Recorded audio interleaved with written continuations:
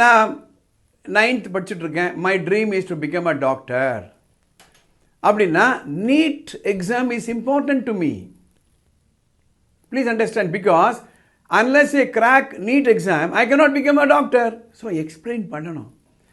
ஆரம் ஜெயின் பள்ளிக்கூடத்தை நான் தலைமை ஏற்று நடத்த 25 ஆண்டுகளும் காலையில் 7:45 8:20 வரையில் இதைத்தான் சொல்லி சொல்லி வளர்த்தேன் என்னுடைய குழந்தைகளுக்கு. இன்றைக்கு அவங்க டாக்டர்ஸாக, இன்ஜினியர்களாக பெரிய பெரிய பதவியில் இருக்காங்க. 2 சிவில் ஜட்ஜஸ் வந்துட்டாங்க. ஏன்னா அந்த ஏஜில் அதை சொல்லணும். இன்றைக்கி சொல்கிறதுக்கு ஆள் இல்லை பல பள்ளிக்கூடங்களில். My dear parents, I am discussing with you this master plan. In this master plan I have covered part A and part B. இந்த எபிசோடில் I am going to cover part C. போன எபிசோடில் if you recall I discuss this time use log. அதை ப்ரீஃபாக உங்களுக்கு explain பண்ணேன், how to analyse. அதில் ஒரு முக்கியமான ஒரு விஷயம் என்னென்னா priority. You make a note of this word, priority. இந்த வார்த்தைக்கு அர்த்தம் நம்ம புரிஞ்சிட்டாலே போகிறோம், அல்லது இந்த வார்த்தையுடைய அர்த்தத்தை நம்ம குழந்தைகளை எடுத்து சொல்லி புரிய வச்சாலே போதும், பாதி ப்ராப்ளம் சால்வ் ஆகிடும். இந்த ப்ரையாரிட்டின்ற வார்த்தை நீங்கள் புரிஞ்சுக்கணுன்னா இன்னும் 2 வார்த்தை நீங்கள் புரிஞ்சுக்கணும். ஒன்று இம்பார்ட்டண்ட், இரண்டாவது அர்ஜென்ட். Important, urgent. நான் மீண்டும் சொல்கிறேன், இந்த எபிசோட்ஸ் எல்லாம் பேரண்ட்ஸுக்காக. இது போய் ஸ்டூடெண்ட்ஸ் என்ற கொடுத்து பேரண்ட்ஸ் வேணால் பார்க்க மாட்டாங்க. நீங்கள் பார்த்துட்டு அவங்களோட உட்காந்து நீங்கள் புரிய வைக்கணும். இந்த ப்ரையாரிட்டி பற்றி தான் இந்த எபிசோடில் நான் பேச போகிறேன். இந்த எபிசோட் போகிறதுக்கு முன்னாடி இது போன்ற எபிசோட்லாம் உங்களுக்கு தேவை அப்படின்னா உடனே இந்த கமெண்ட் பாக்ஸில் போய் எஸ் ஐ வாண்ட் அப்படின்னு போடுங்க. So that it reaches a cross section of people. இப்போ எபிசோடுக்குள்ளே போவோம். இந்த மாஸ்டர் பிளானில் இந்த பார்ட் சி போட்டிருக்கேன் பாருங்கள், வீக்லி ப்ரையாரிட்டிஸ். இந்த வாரம் என்ன முக்கியம்? இந்த வீக்கெண்டு வரும்பொழுதே அந்த குழந்தைகளோட உட்காந்துக்கிட்டு, ஏறப்பா next week Monday through Saturday என்னென்னலாம் ஈவெண்ட்ஸ் எல்லாம் இருக்குது சொல்லு. அடுத்த வாரம் வெள்ளிக்கிழமை மேத்ஸ் டெஸ்ட்டு வருது அப்படின்னா இந்த வாரம் நீ எப்படி படிக்கிறன்றது முக்கியம். அது எடுத்து சொல்லணும். இம்பார்ட்டண்ட் என்ன, அர்ஜென்ட்னா என்ன, அதை புரிய வைக்கணும். இம்பார்ட்டண்ட் அப்படின்னா what ever will help me to reach my goal is important. Whatever is linked to my goal is important. For example, நான் 9th படிச்சுட்ருக்கேன், my dream is to become a doctor அப்படின்னா NEET exam is important to me. Please understand, because unless I crack NEET exam, I cannot become a doctor. So explain பண்ணணும்.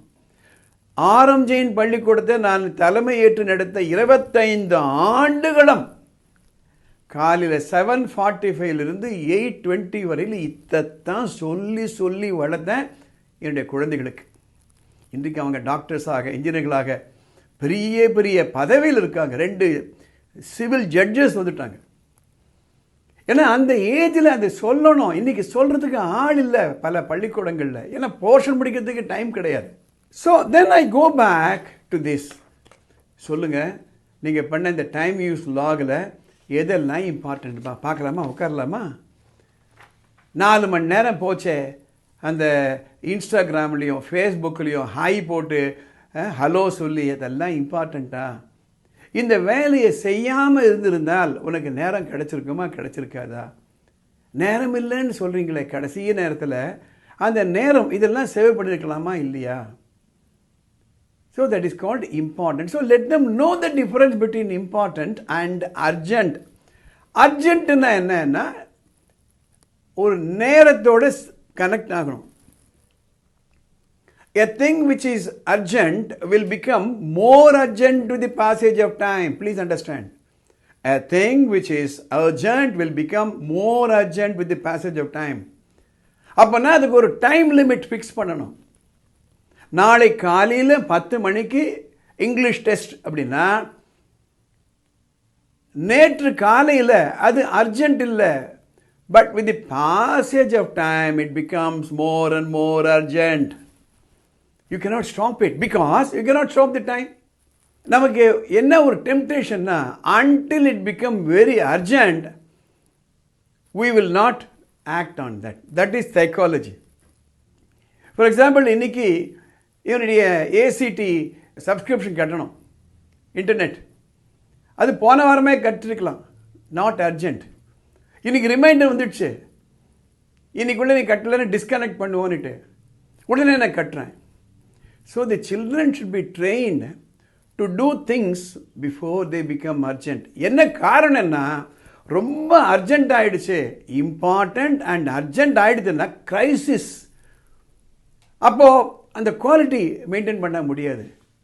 This is what I teach my students in my mentoring and in my counselling. So they should understand how to organise themselves around priorities.